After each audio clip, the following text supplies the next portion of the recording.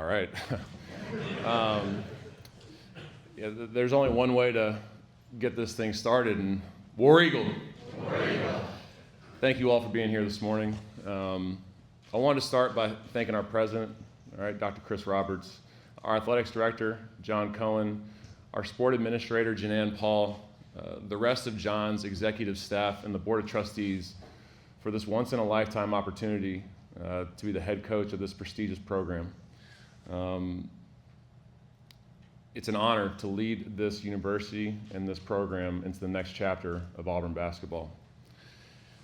I've been preparing for this moment my entire life. The last 16 years, I've been in every aspect that is college basketball. I played at the University of Tennessee, not very well, but I did play at the University of Tennessee as a player, as a student athlete. And then I started my journey here at Auburn in 2014. I started out as an assistant strength coach under Damon Davis. I worked my way up to director of basketball operations, was then promoted to assistant coach, and then was promoted to associate head coach and our defensive coordinator. That journey has shaped how I lead, how I listen, and how I build. It's given me a front row seat to the principles of what have made this program so successful, and that perspective, I plan to carry them forward with purpose. Listen, I fully understand the weight of this opportunity. I embrace it with gratitude, humility, and resolve. I know it comes with a tremendous amount of responsibility, okay? It's a different level of expectation, and it's a gold standard that Bruce Pearl has brought to this fine institution and this fine basketball program. It's given me a front row seat, okay, and it's given me the perspective I need to carry them forward. I will go to work every single day with the focus and the determination to reward you all for allowing me the opportunity of a lifetime to lead this program. I am here to rise to the moment. There's going to be a lot of thank yous, all right, so bear with me, because I would not be sitting here if it weren't for so many people in and out of this room. I want to start by thanking my wife, Brittany. It takes a special woman to be a head coach's wife, to just be a coach's wife. It does take an even more special woman to be my wife. Thank you for making my life so easy. Thank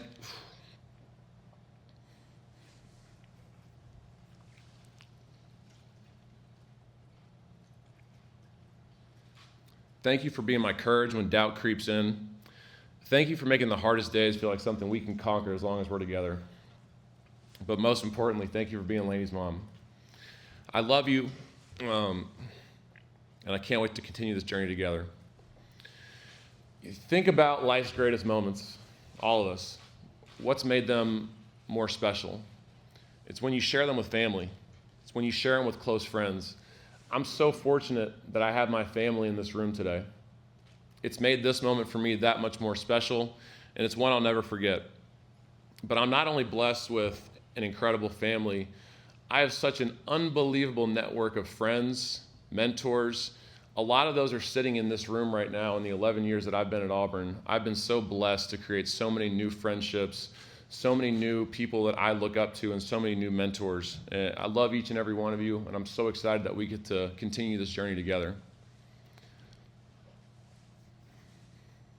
They told me I got to smile more, and I'm over here crying. BP, we have literally been together since day one. Literally. You and my beautiful mother, Kim, who made the trip down here from Knoxville. I love you very much, Mom. Thank you for being here. Welcomed me into the world in Iowa City, Iowa, and I've been a coach's kid ever since.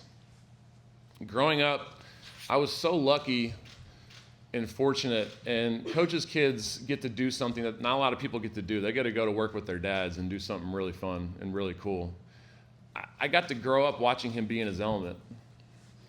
I got to grow up in Evansville, Indiana, when he was at the University of Southern Indiana, and I would go to Pack Arena with him, and I would watch him with his shirt off, which I should have known that this was going to be a trend moving forward, lifting with the players in the weight room, out bench pressing a lot of his guys.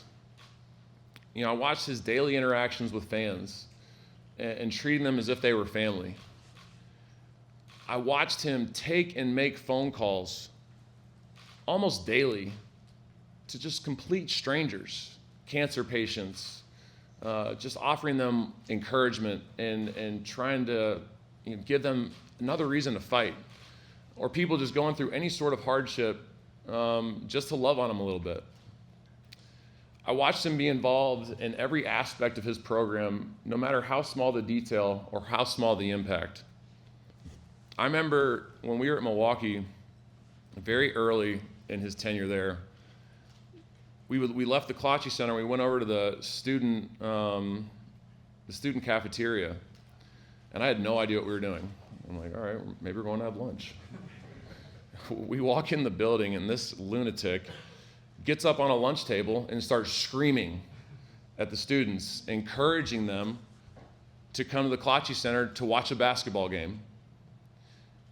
And obviously, famously at Tennessee, when he showed up with his shirt off and his chest painted for Coach Summit and the Lady Vols. I saw Coach Vickers here. Don't get any ideas, brother. That ain't happening. At the time, I thought this was normal. I thought this is what every head coach did. I thought it was the norm. I thought it was the standard. But quickly after getting into this profession, I realized something really quickly. It's what has made him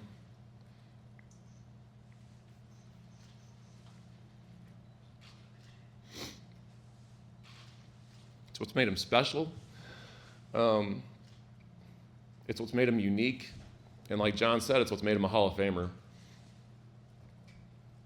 It's made you one of the best basketball coaches in the history of this game. The 5 years I played for you, the 11 years I've been under your wing have been some of the best years of my life. We've won 367 games together, 18 of those being in the NCAA tournament. We've won 7 SEC championships, and we've been to 2 Final Fours together. I can put a number on those accomplishments, but I can't begin to quantify what I've learned from you to prepare me for this moment. I love you and thank you. All right, well, today is technically, a news conference welcoming me as your head coach. I want to encourage the Auburn family and the people in this room that that's not how this should be looked at. The Auburn family today should be celebrating the retention of the staff right here. This staff has been with BP for a very long time, and this staff is a big reason why this program has reached unprecedented heights. I recognize following the greatest coach in Auburn basketball history, a coach who's dominated this league for the last 8 years, is a daunting task. But what gives me tremendous confidence is those men right over there. This staff is one that BP has empowered, it's one that he's entrusted, and it's one that has their fingerprints all over the success of this program. BP said for a really long time that we have the best staff in college basketball, and he's 100% right. Ira Bowman, my associate head coach. He just found that out, by the way.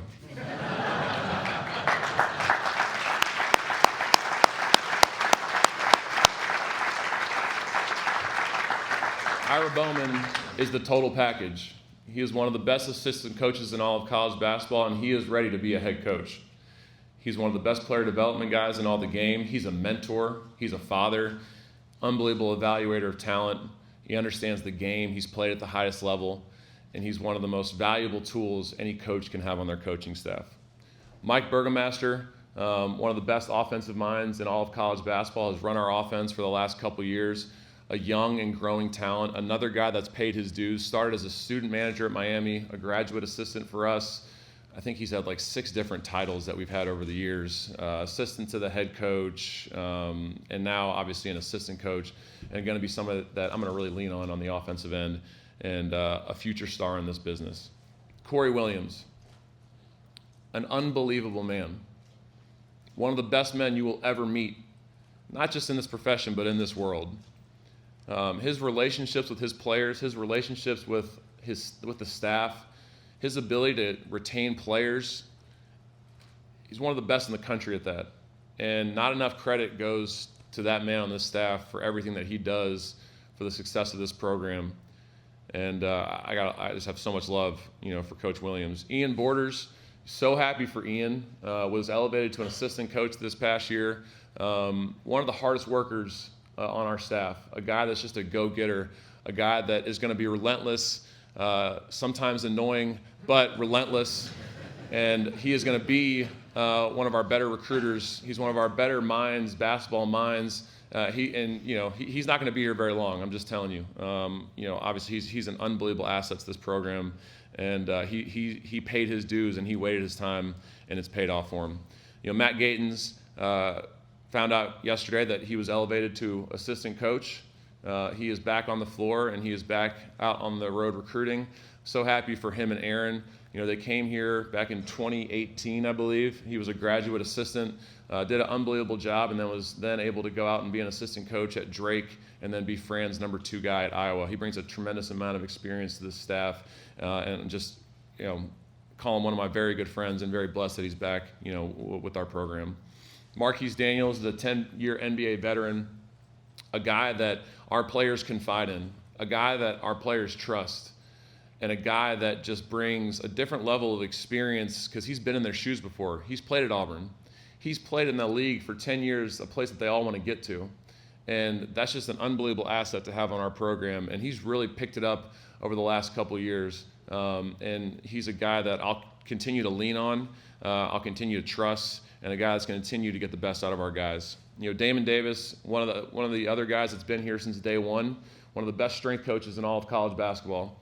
Always has our guys in shape and ready to go, and become a great friend of mine and my family, and obviously a tremendous asset to our program. Clark Pearson does as good a job as anyone keeping our guys healthy and on the floor. Maddox Jeffries has one of the most thankless jobs in college basketball as our director of ops. The food's not good enough, the hotel pillows suck, just who knows? And he just wears it and he loves it, and he's going to be a great coach one day. And I appreciate Maddox and his friendship and his organization, everything he does for our program. And down the line, Bridget Graba, our assistant who keeps our lives in order. Stephen Leonard and Mo Mills, our creative team. We have one of the best creative teams in all of college basketball, not just in college basketball, but our athletics department. And you guys saw the videos yesterday. They did that in a day, you guys. Who's able to do stuff like that and deliver it so beautifully? And Stephen and Mo are a big part of that team. Jeremy Napier, our team chaplain, a great resource for our players to deliver the word and be a mentor to them. Emily Daniels, our team nutritionist, she takes her job and loves her job as much as any nutritionist we've had on our staff, and I just love the job that she does for our players. Kevin Fuhrer, another thankless job. He gets yelled at so much for not giving our guys enough socks, but he does a phenomenal job. He works his tail off, and obviously really happy that he's on our staff. Dr. Regina Johnson and Courtney Gage in our academic center. You guys, we've graduated between 48 and 51 guys. We consistently have a 3.0 team GPA. We consistently have 1,000 APR, and that's one of the most important things that doesn't get talked about enough is the commitment to academic success in this program. And it would be impossible without you guys back there. And thank you all so much for your efforts and your diligence with these young men. Our graduate assistants, Reagan, Will, Jack, Jay, and our army of managers. You guys make this thing run, and we appreciate everything you guys do for us. Tigers Unlimited, On to Victory, external affairs team, student athlete support units, and even our local media. Thank you guys for the job you do. You make this program what it's been and what it's going to continue to be. To our current players, I had a really time putting this part of the speech together because there's so much that needs to be said, and anything I do say, I'm going to fall short, and I apologize for that. But I can't thank you enough for what you've already done for me over the last 48 hours, not just this summer, but the last 2 days has been taxing, it's been difficult, it hadn't been easy. And I can't thank you enough for how you've handled everything. You all came here to play for BP and the staff, not just this staff. The positive responses we have gotten from each and every one of you, and your unwavering commitment to this team, this university, and this program have been nothing short of incredible. it speaks to your character. It speaks to what we saw in the recruiting process and the young men that you are and what we know you're going to be. We were all rattled on Monday, me especially, because of some of your reactions. We were surprised. Abdul Bashir walked out into the hallway and just gave me a hug and said, "I'm with you, Coach. I love you." KO, same thing. K-Mag, same thing. I needed that in that moment. So thank you. It's immediate validation for why we knew you were such special young men and student athletes. I can't thank you enough for your resilience, your trust, and your loyalty to Auburn. At a time in college athletics where those three things are far and few between, the world can learn a lot from the men in our locker room, and I'm proud of that. I can promise each and every one of you that I will go to work every day, every second, to reward you for your decision to stay loyal to this staff and to this program. Thank you. To our players' parents, when a parent sends their son to come play at Auburn, they're entrusting the head coach, the staff, and the university to take care of their child and help them reach their potential on and off the floor. None of them were expecting this news, and none of them were expecting the phone call they received on Monday from me and BP. But every single one of them handled it with class and with respect. Thank you for trusting me and this staff with your sons to finish the job that we were entrusted in the recruiting process. I fully understand the enormous responsibility that lies in the hands of the head coach. Nothing changes. Nothing changes. Our commitment off the court to make sure your sons graduate and help them grow into the young men is our top focus and our top priority. And of course, on the floor, we will continue to work with them to sharpen the potential that we saw to help them not only win championships for Auburn, but to make it to that next level. Thank you for your understanding and thank you for your support. During the last 48 hours, I've received a ton of phone calls. I have over 1,000 messages on my phone, and for those of you watching online, if I haven't texted you back, I promise I'm not ghosting you. For those of you in this room who I haven't responded to, I promise I'm not ghosting you. I'm going to get back to every single one of you. I'm going to try and do so today and tomorrow. But I've received a ton of calls from former players, and it's been really cool to talk to those guys, to kind of relive some of the memories that they had here at Auburn University. Some guys I expected, some guys I didn't expect at all. Mustafa Heron reached out to me. And Mustafa Heron, a lot of you know, was here in our early days at Auburn and transferred out to St. John's. And I told Mustafa this is forever home to him, forever.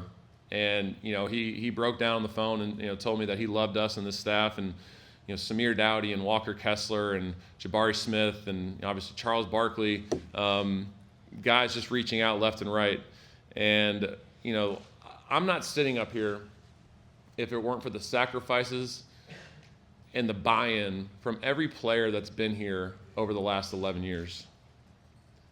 I hope they take this moment as a celebration of the accomplishments that they had while they were at Auburn. As we move forward, it's important that each of you understand that this is home. This is your family, and we want you to help continuing what you built here. I can only hope that I made you better during your time here because you made me better as a coach. So thank you. Before we talk about where we're going, let's first share how I see the foundation we're building on, okay? There's a famous saying, excuse my English, but if it ain't broke, don't fix it. I'd be a fool if I were to change things just for the sake of changing, just to prove to people that I'm not BP. The truth is, so many of the principles and the practices that we've built this program on over the last 11 years are things that all of us have had our hands on every single day in this staff to have the success we've had over the last 11 years. When it comes to academic expectations, our character assessments, team building, servant leadership, recruiting philosophy, player development, offensive and defensive game planning, you're going to see a lot of the same things that you've seen over the last 11 years that has guided us because they've delivered results. If I had to point to one thing, maybe, I probably won't be as active on Twitter as BP.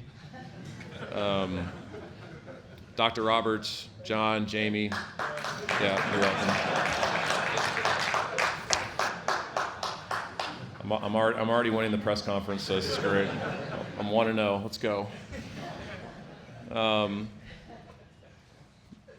often get asked, what makes Auburn so special?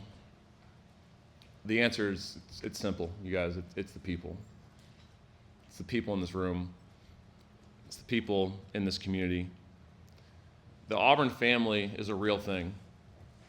It starts with our leadership. The leadership of this university, who are constantly finding ways to have made this the best institution in the country. To the faculty, who are educating some of the best and brightest minds in the world today. To many of our coaches who are here right now, and our student athletes who compete at the highest level day in and day out. To the students who have created the best home court advantage in all of college basketball in the jungle. To our donors, alumni, and local community, who not only pour their support and their love, but their resources into making sure that this university and this athletics department stays at the highest level. That's what makes Auburn the loveliest village on the plains. I started my coaching career here. I asked my beautiful wife to marry me here. Our daughter Laney was born here, and now I'm blessed to land my dream job here. To everyone watching and everyone in this room, I give you my word that I will pour every ounce of my being into every facet of this program to help sustain and build on the success that we have accomplished together. Thank you guys, and War Eagle.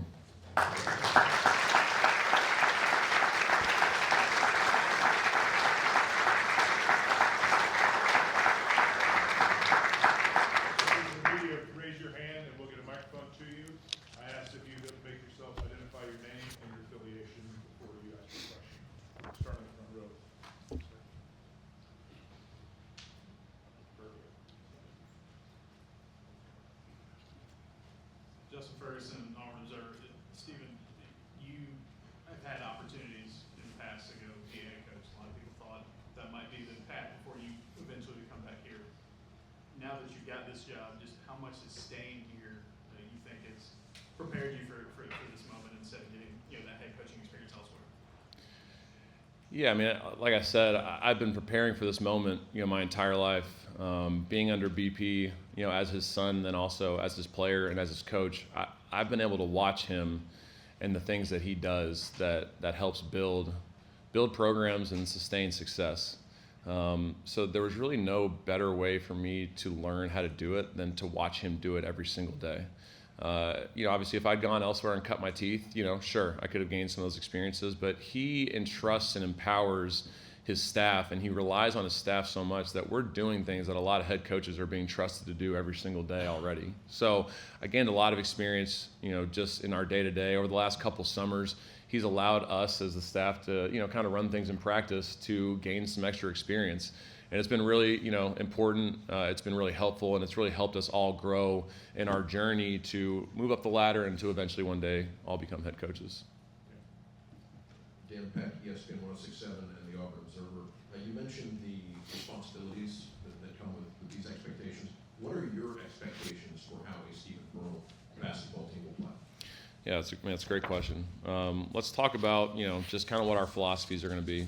Offensively, we're going to be a team that's going to try and be an elite in multiple areas. We want to be elite in transition offense.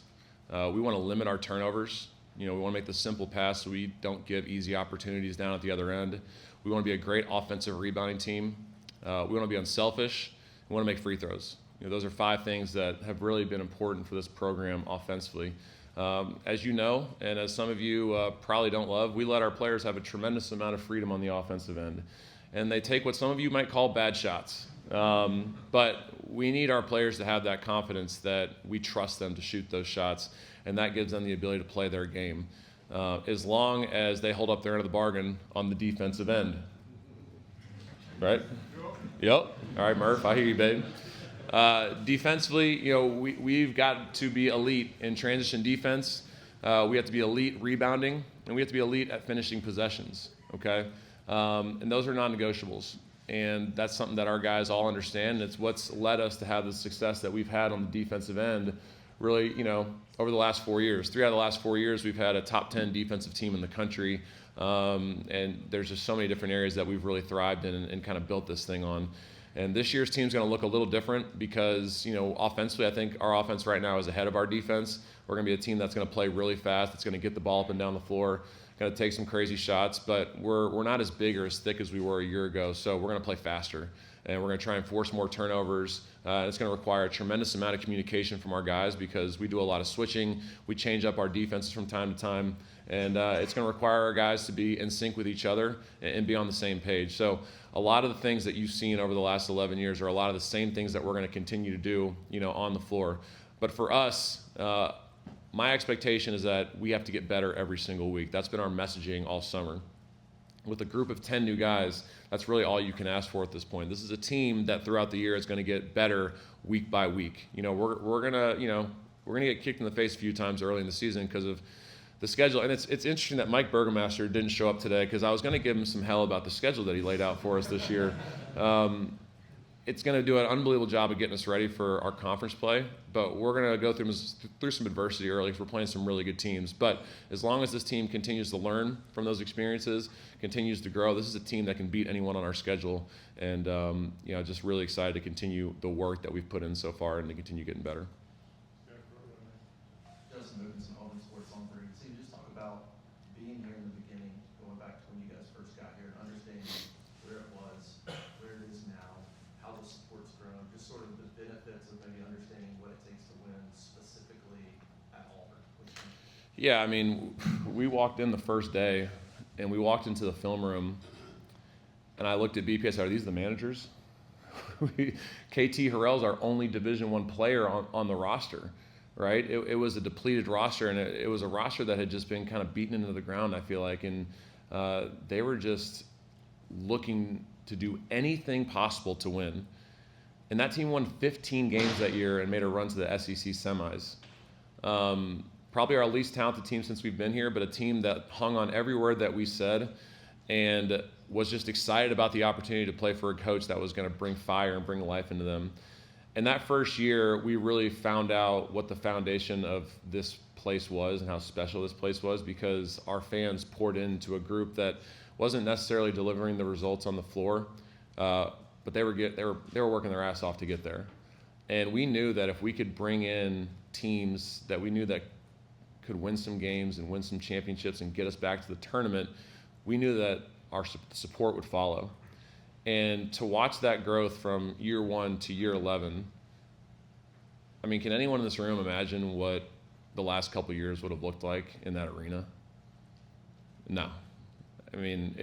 Everything, what I hear so often is it's impossible to get a ticket to home games, right? We have to go follow you to Tuscaloosa or to Oxford or to Athens or to Birmingham, or to Atlanta just to watch the Tigers play. And that's something that we have to continue and we have to keep going. And that's what we need the Auburn family to continue to do because these kids came here because of that support. And it's something that if we continue to have, I think, this team can do some special things. Was there another part of your question I needed to answer? Well, just in general, understanding the support, Yep. all the things that it's going to take to make Auburn specifically. Every place is different. Auburn's different. Yeah. Yeah, Auburn's poured in a tremendous amount of resources to help this program be successful. And, we can speak to the NIL piece really quick, all right? Auburn has given us everything we need, through Tigers Unlimited, on to victory, Brett Whiteside and his team. John Cohen has just done an unbelievable job giving us the resources we need. But I want to just kind of walk through the last 3 years and what this program's done in the NIL space, okay? It's been about player retention. Okay. Janai Broom, Dylan Cardwell, Denver Jones, Chaney Johnson are just a few examples of guys that all could have left and gotten way more money somewhere on the transfer portal market. Every single one of them. They stayed loyal to Auburn because they loved Auburn. And they wanted to reward Auburn for the commitment they made to those players in showing up on the road and showing up in neutral games and showing up at the tournament and obviously showing up at home. That's why we've had the success that we've had. The best players in the portal are the players you already have on your team. All right, and that's what this team's been built on. This year was different.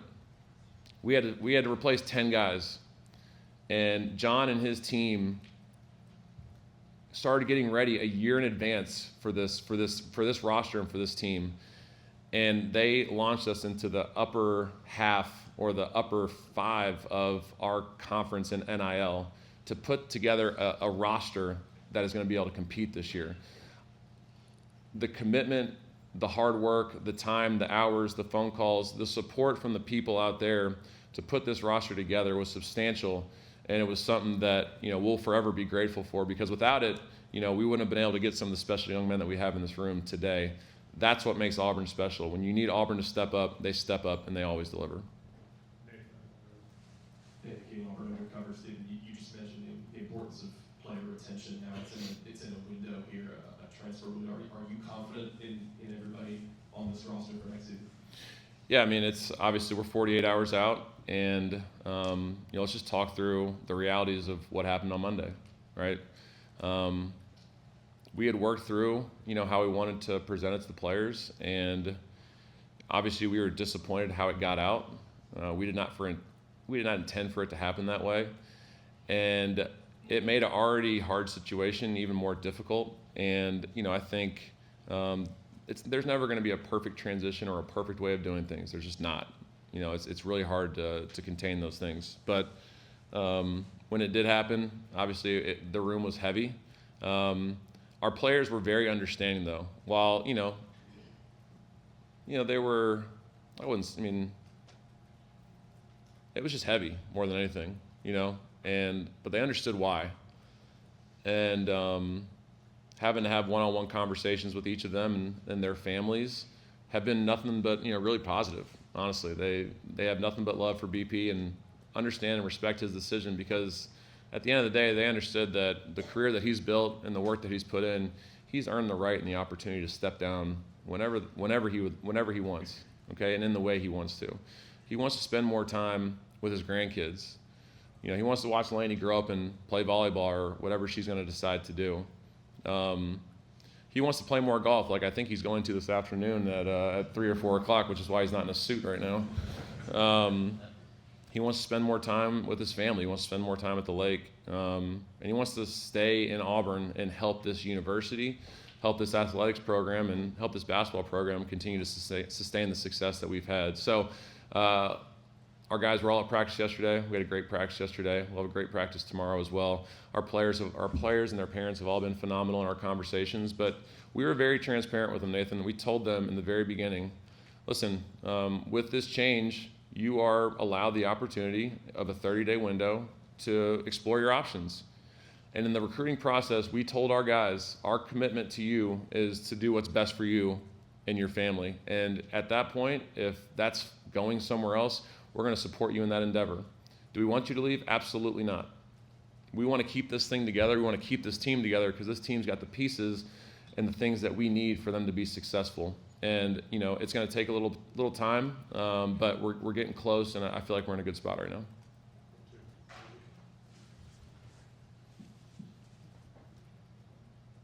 Hey, Stephen, Rosie Landello with WSFA in Montgomery.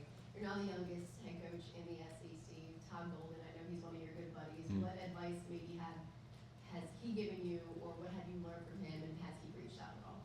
Yeah, I mean, we talk almost every day, whether it's through text or through phone calls. So when he found out on Monday, it was, he called and he was very excited, obviously. And I said, I need a favor. I need you to make me look good and write a great quote. And he said, I got you. So he spiced it up for him, said a lot of really nice things. But I mean, I told him, listen, man, I know, we're competitors, but we're also family. So I'm going to lean on him because obviously he's been through what I'm going through right now. And I know he'll always pick up the phone, except for the week that we're playing them. Probably won't pick up the phone then when I ask for his game plan and some of the play calls that they have and what their game plan is to stop Tahad and Keyshawn and Sebastian and K-Mag and Abdul and Key and Murph. So. But no, I mean, he was obviously thrilled and really excited, and he's been telling me for years that I'm ready for this moment and this opportunity, and it's really special to have a mentor of my same age who's been in this position for I want to say like 5 or 6 years up to this point. So, but there's it's not just him. Jake Diedler from Ohio State, Frank Martin who was at USC, Kelvin Sampson, Rick Barnes, Bill Self, all guys that John Shire, all guys that have either reached out to BP or myself and said, listen, if you need help or any support or have any questions, call us. And to have that fraternity of coaches at your disposal, not only in addition to one of the greatest coaches in college basketball, it's obviously an unbelievable resource, and I'd be silly not to take advantage of that. So it's great to have those friends in this business that are willing to help. Jacob Owens, ESPN 106.7 in Auburn. You alluded to it there just for a moment, but you talked about your systems that you're going to lean on and your friends in the business. But how much will you lean on Bruce Pearl, the former coach, and obviously your dad as well? How much will you lean on his experience, his love, and just what he can give you and advice when you need it? Yeah, that's a good question. I'm not going to be on, I'm not asking him to come to practice every day. I'm not going to watch film with him every day. There needs to be some separation there, but I'm going to ask him to come to practice every once in a while just to bring, some additional love and energy into the building, or if we're going through, if we lose a tough game and our guys need a little pick-me-up, like I'd be crazy not to call him and ask him to come in and talk to the guys. I'm sure he's going to give me his input when our defense isn't what it needs to be, and I'm sure he'll call Mike when he's calling all the wrong play calls and tell him I would have called this and this. No. But no, I mean, I'm definitely, when some interesting scenarios pop up throughout the year that, I just haven't experienced yet, yeah, sure, I'm going to reach out to him and ask for his support and his advice because, I think it can help. And, I think I would be, like I said, I'd be a fool not to. So, but no, I mean, part of it too is like he needs to enjoy, retirement. He needs to enjoy spending time with his family. He needs to enjoy the things that he hasn't been able to do for close to the last 50 years. But, when the time's necessary, I'll reach out to him when we need to. Got 2 questions on row 3. Yep. Congrats, Steve. Thank you. What did you learn from your father about the importance of coaching with passion? Yeah, he, as we all know, it looks like he's about to have a heart attack most of the time when he's on the sideline. But, I think one of the things about his passion is it's contagious, and I think our players feed off of it. I think for me as a head coach, though, I got to be a little different in that approach. I think when you're as tenured as he is and as successful as he's been, he's earned the right to have that passion. I think for me, my approach is going to be a little more subtle with our guys and allow our assistants to kind of act like I did last year. So I need to be a little more poised in my approach with our guys. But in practice, always going to bring energy, always going to bring that same passion, especially to the defensive, end of the floor. It's going to be important for us. But for this new group, a lot of it's got to be letting them play through mistakes and letting them kind of feel this thing out because we are so new. So I've learned that, our guys will feed off of it, but I also got to be careful with my approach just because, I am a new head coach, so I got to be sensitive to some of those things. And I think part of it too is BP came up in an era where, tough coaching was a little more, allowed and acceptable. Things have changed and, you got to treat them all fairly, but you're going to treat them all different, if that makes sense. So I think our guys all know that, understand that, and I think I'll have a healthy balance of his passion and some of my poise when I'm out there. Taylor Corn, the Barn. Coach, how surreal has it been opening your phone and seeing words of encouragement and messages of support from legendary coaches like you said, Kelvin Sampson, Bill Self over the past couple days?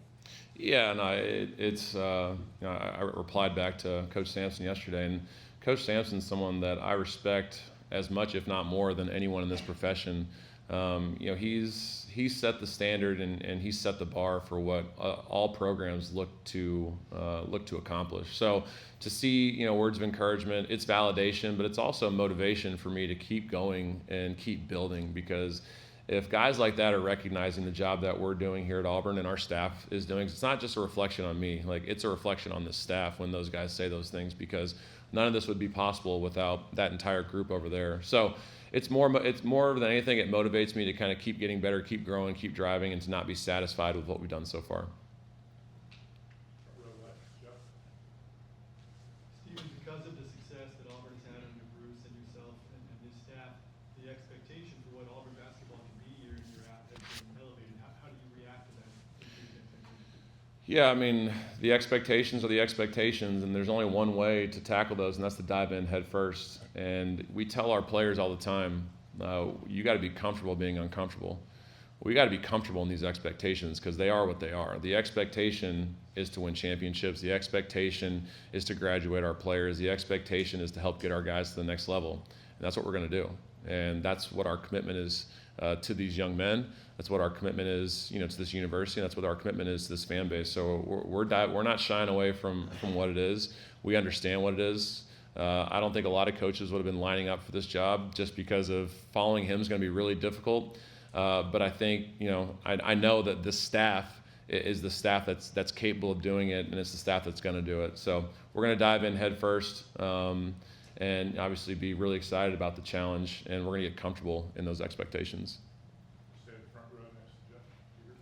Peter Atkins.com. Stephen, what's your philosophy as a recruiter, and how do you kind of keep that success going that BP has had for so long since it's been here? Yeah, I mean, if you look at over the last 11 years, we've had 7 top 25 high school recruiting classes, and we've had some unbelievable evaluations in the portal. And a lot of those things are going to stay the same. I think for our young freshmen, we're going to look to find people that can come in and contribute right away. And we're fortunate enough that we have 3 freshmen on our roster right now that can all contribute right away. So incredibly proud of the guys that we've brought in this year, and really excited to kind of see what they can grow into. But in today's day and age, we've had a lot of success in the transfer portal. You look at 2 of our last 3 All-Americans, Walker Kessler and Jani Broom, both products of the transfer portal. And our staff's done a really good job of evaluating and finding guys that fit what we do offensively and defensively, to fit our program to have a lot of success. We've gone after guys that haven't really been over-recruited. A lot of guys that we've brought in have been under-recruited. Guys like Denver Jones, guys like Miles Kelly, guys like Samir Dowdy, Malik Dunbar. I could go on and on of guys that were being recruited by mid-major teams, or some of the not as successful high majors in the portal, and they were able to come to Auburn and have unbelievable success. If you look at since 2017, every transfer that we've had on our roster to date has won an SEC championship. I'll let you guys type that down. It's pretty good. All right. It speaks to the staff and their ability to build and construct rosters. And if you look at our 5 SEC championships, every team has looked so different. Some teams have been elite defensively and just okay offensively. Last year's team had a little bit of both. The year before had a little bit of both. The Final Four team was explosive offensively, and it's going to look like this team a lot defensively. Going to give up some points, but we're going to create turnovers and we're going to get out and go. So the fact that we've been able to do it with so many different types of players and types of rosters, I think it speaks to the eye that all these guys have for what they know fits what we do so well, and we'll continue to do that so we can continue to maintain the success and build on the success. Got a few more down the right side. Rory Garvin, Auburn Plainsman. What was it like going to the Final Four last year? Your dad's last season coaching, and what's your takeaway from that experience? Yeah, I mean, to be able to go to our second Final Four since 2019 was an incredible experience. To finish out the year last year, we'd kind of gone through a little bit of a tough stretch. We won the SEC championship with a week left to go in the season, and we had a few injuries going down to Texas A&M, and we obviously lost a heartbreaker at home to finish out the season. And for our team, to kind of come together, for Dylan Cardwell to step up in a team meeting and basically said what needed to be said to get our guys to lock in, to make one final run, changed everything and allowed us to win 4 games against, I think 2 top 10 teams and a top 25 team in Creighton to get a really tough road to a Final Four. It never gets old. It's something that, when you walk in, you're always amazed and you're wowed when you walk into that gym and you see how big it is and you see your players' reactions, which is always really cool. But to get there, and obviously we've come up short twice, it drives and motivates the staff to do everything we can day in and day out to find a way to get back and obviously finish the job. So it's incredibly rewarding, but it's incredibly motivating as well. And it's something that, we've set our expectations to, moving forward for the program. Jonathan, Julian, we'll wrap up with Jared. Stephen, Jonathan Hoppy with WBRC in Birmingham. At what point during your time here at Auburn did you realize that taking over for your father was a real possibility? And then how specifically over the past couple of years have you maybe prepared for this moment? So BP and I have been, having hypothetical conversations for a couple years now on just when he would specifically, hang it up. And, we weren't sure when that was going to be. It didn't become a reality until Sunday, because that's when, John pulled me aside and offered me the job. BP had set a date with our executive team on when he was going to make a decision, and that decision was going to be on Sunday. So behind the scenes, we were getting ready for 2 different scenarios. So I wasn't, going to let myself get too high or too low. I was just going to stay focused in my process of helping this team continue to grow and continue to get better and continue to build, while he was weighing his options. And ultimately on Sunday, when he came in and told John, John then pulled me aside after the fact and, told me and made me aware of his decision. And that's when the reality sunk in and, was very surreal when that moment happened. It was,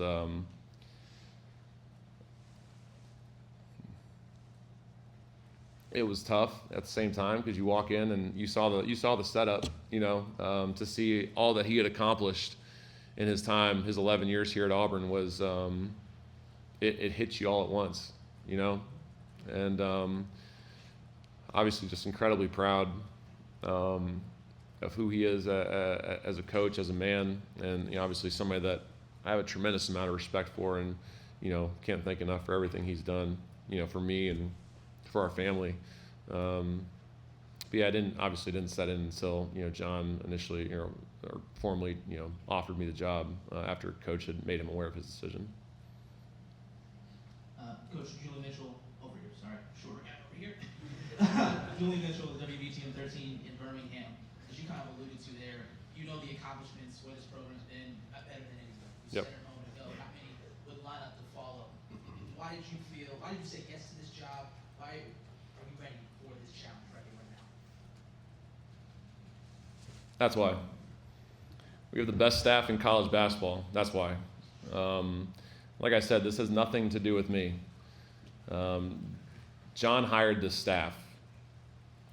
Yes, I'm the head basketball coach, and I'm going to do everything I can to lead this program in the right direction, and we're going to continue to build on the success that we've had. But none of this would be possible had it not been for the men that are standing over there against that wall.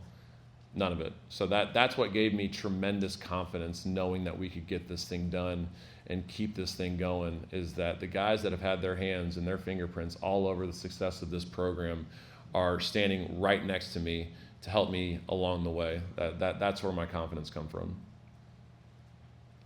Jerry Humphrey III with AO.com. Stephen, right here. Sorry. You talked about bringing in 10 new guys this year. How will having someone like Tahad, make the transition easier in your coaching debut this year? Yeah, that's a great question. Tahad obviously having a ton of experience, an understanding of what we're doing offensively and defensively. Tahad has a voice that a lot of people will listen to, and he's going to be a really important figure on this group. He's had a great summer so far this summer, continuing to build and grow in ways that are going to help him get to that next level. He's got to understand that he's going to have a target on his back this year. He's going to be the center of everyone's scouting report. And I think I know that he's excited about that opportunity. He's ready for that opportunity. And what an unbelievable opportunity for Tahad to come into a team where, if you look at the NBA, these types of things happen all the time. Players get traded, coaches get let go in the middle of the year, coaches retire. What an unbelievable chance for Tahad to show how he handles adversity like this. And when we as a team are successful, he's going to benefit so much from it, and he's going to grow so much from it. And I'm so excited to help him in that journey, because he's going to be able to show all these NBA GMs what he's really made of. To be able to lead a team of 10 new guys in spite of a Hall of Fame coach stepping down before the season, what a tremendous opportunity for all our young men to be able to show the world what this team and what this program is capable of. So, it's going to be a lot for him, but it's an opportunity that I know that he can rise to, and I know that he's going to take advantage of. Stephen, thank you. Congratulations. Thank you.